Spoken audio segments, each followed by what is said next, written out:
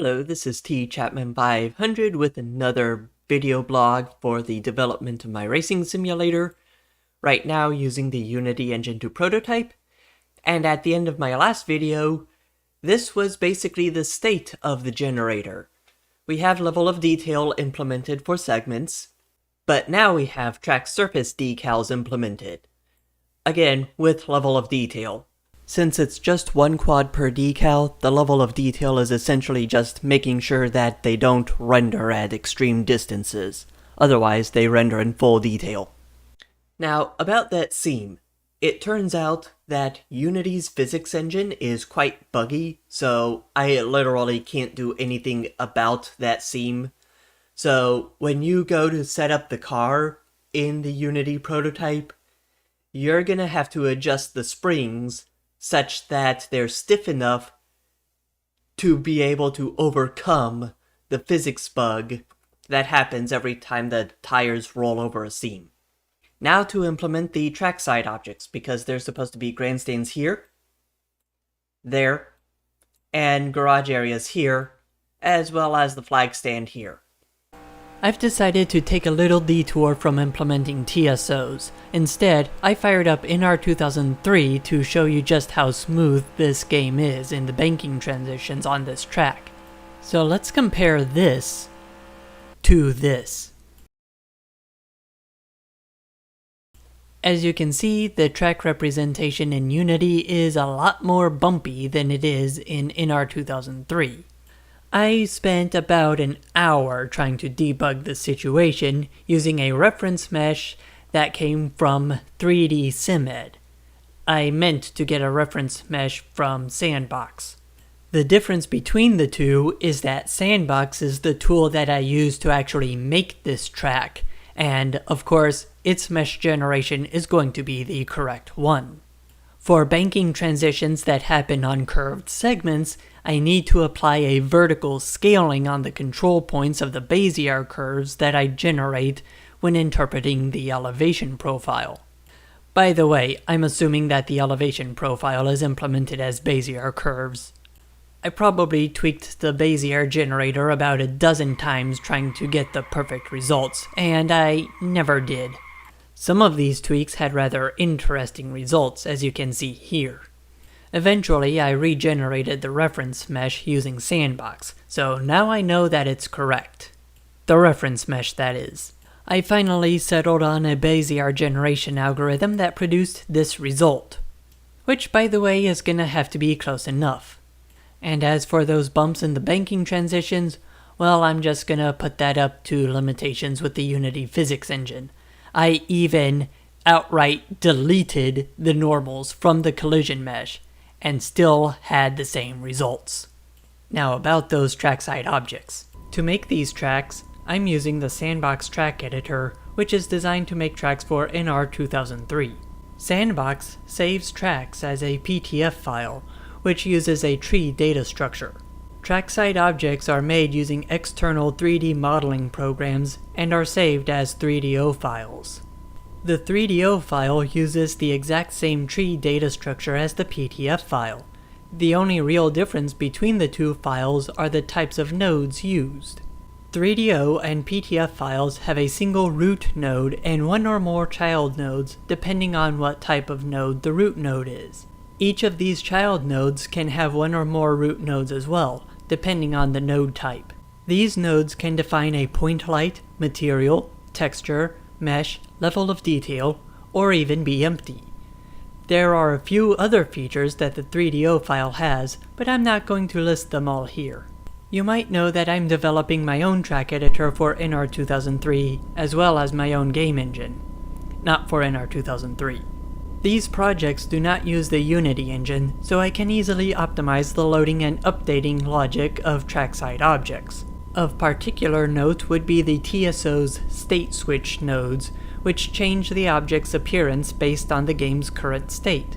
Outside of the Unity engine, I can make it so that there's only one instance of each 3DO file that runs the logic for all instances of that 3DO. This would update all instances of a particular 3DO file instantly, rather than having to update each instance one at a time. While I could, in theory, do this using Unity, doing so would greatly increase the project's complexity.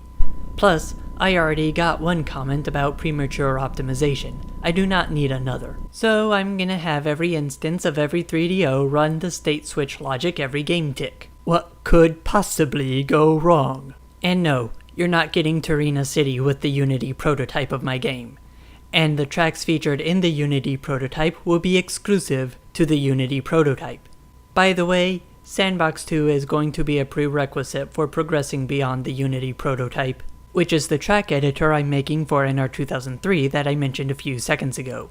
Okay, so I technically do have trackside objects implemented to an extent, so they're basically just pointing to where the objects exist.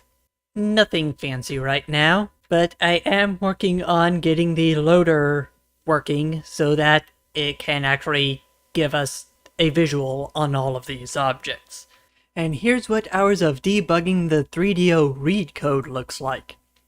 Not much has changed, but at least now the 3DOs are read from the file and then just discarded, as opposed to attempting to read the file and then having to go through hundreds of exceptions to figure out what's causing them, when the 3DO files themselves are perfectly good.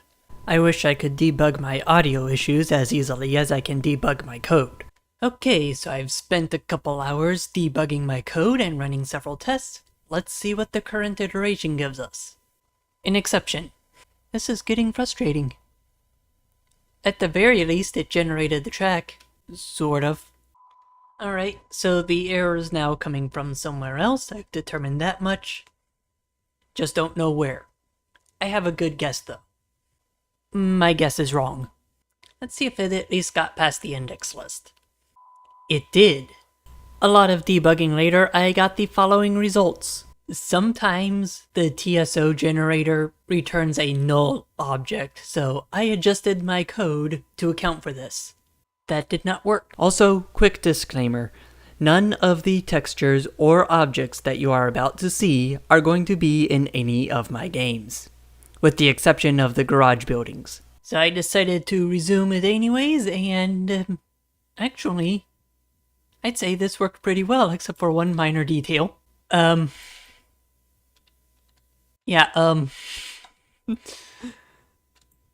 the polygons are facing the wrong way. Alright, let's reverse the indices. This is very interesting. Very interesting indeed. Alright, let's see what happens when I give the correct branching condition. No change. Okay, so I know what's going on now. Here's the geometry generated from the tri-strip. Here's the geometry generated from the tri-list. If we go to the front stretch grandstands, I expect to see something similar. Yep, time to flip the index order. So now, the grandstands should appear correctly, once I have it ignore the error. And it did not appear correctly. In fact, I'd say that broke it even further. Turns out I didn't swap the indices correctly. Let's do this, and it looks good so far. Other than the broken normals on the turn 1 end of the grandstands, this looks pretty good. Oh, and by the way, I didn't model the back. The reason is you're never going to be able to view the grandstands from that angle. Let's see if I can get rid of this null reference exception. Nope, and it looks like things haven't changed. Alright, I added a little exception handler to just ignore the exception and keep going. Let's see what happens. Okay, this looks promising. We've got the garage area loaded. We've got the flag stand.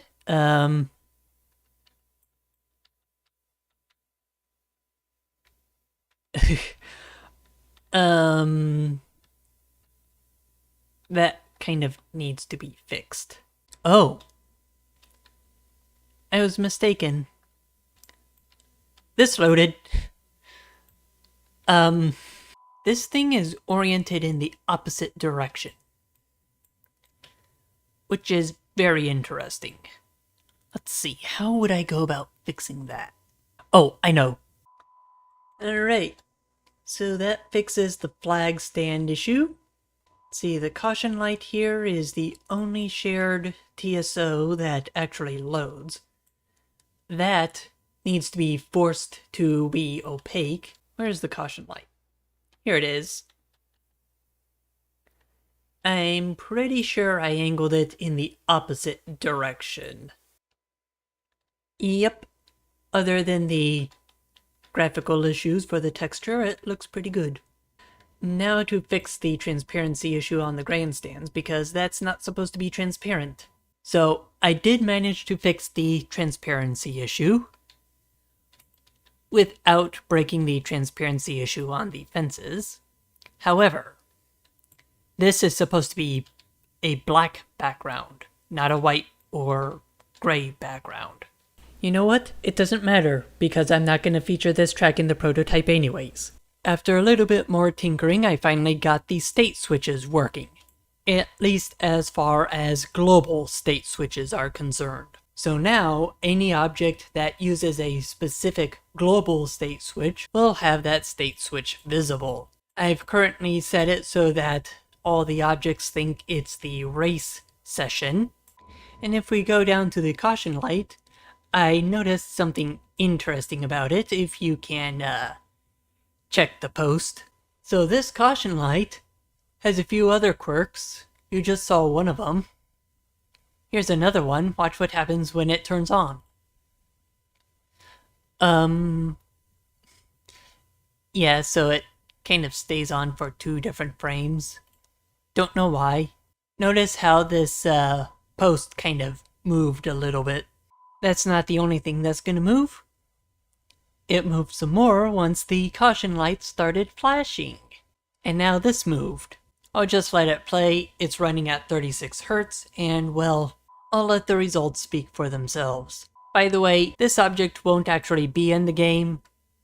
I'm just trying to test out to see if the state switch implementation is working, which it is. Now comes the tricky part, implementing object-specific state switches. Alright, so I got the caution light state switch working now, so when I press the play button, it should start on the correct frame with the caution light off, and it should only stay off for 1 game tick, before turning green for 1 game tick, then flashing between the left and right yellow lights.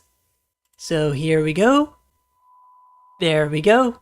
And if we were to pause it, by the way, the animation takes about 2 seconds. Very quick. Once I tick this through, we should see that the caution light goes off for exactly 1 frame, then green for 1 frame.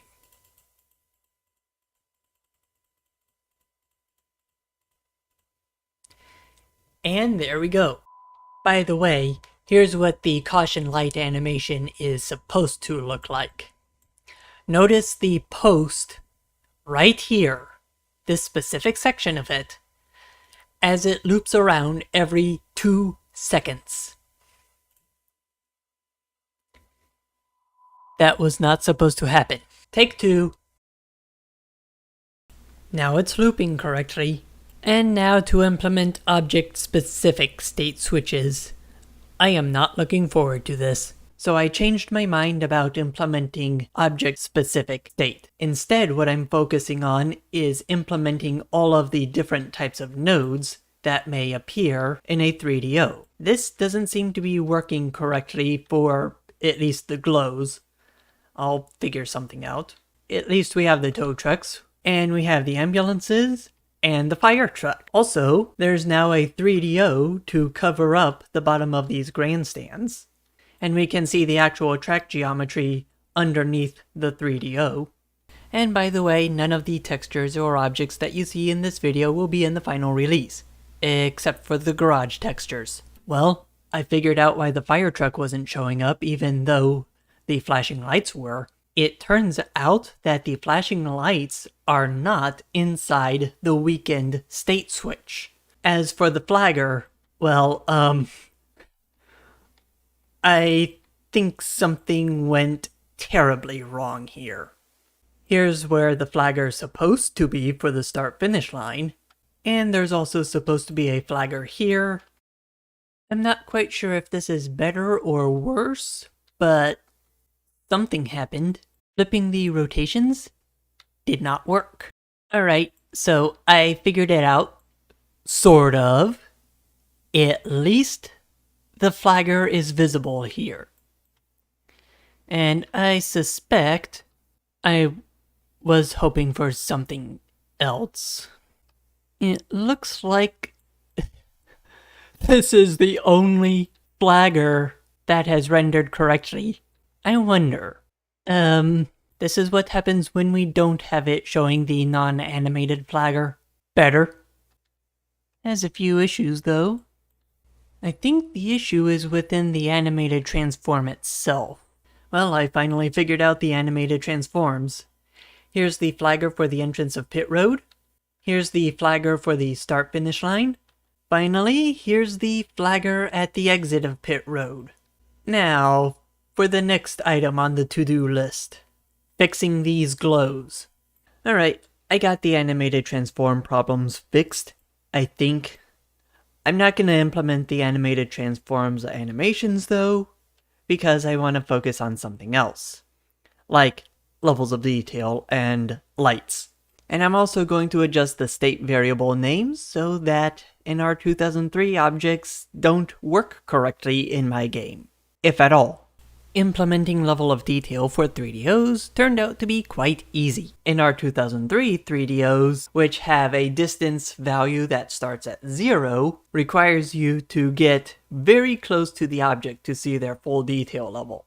And objects that would not be culled in NR 2003, like this caution light, are culled in this game. That's just one of the ways that NR 2003 3DOs are going to be incompatible with this game. Here's what the same track looks like using state variables named what they would be in the actual prototype. Notice there's practically nothing there, because the state variable names in the 3DO are all wrong for this game. The objects are still there, they're just not being rendered. Okay, so I did take a shot at implementing animated transforms. You might want to look away for this. Yeah, something's not quite right here, and I have absolutely no clue what it is.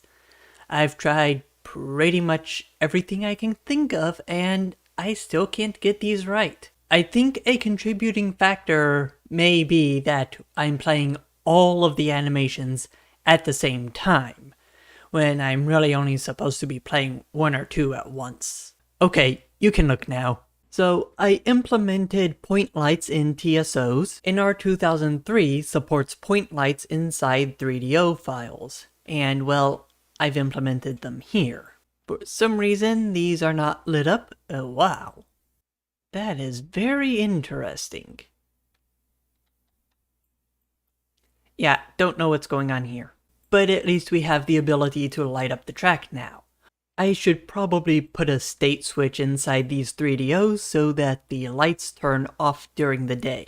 There's one more node type that a 3DO can have called an app data node that I want to implement so that I can implement special functionality that would otherwise be impossible, like working score towers and even scripted objects, which NR 2003 does not support. Other than that, I'm satisfied with what I have so far.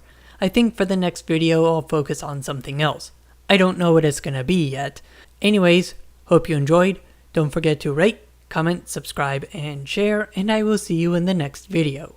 This is T Chapman 500 signing off.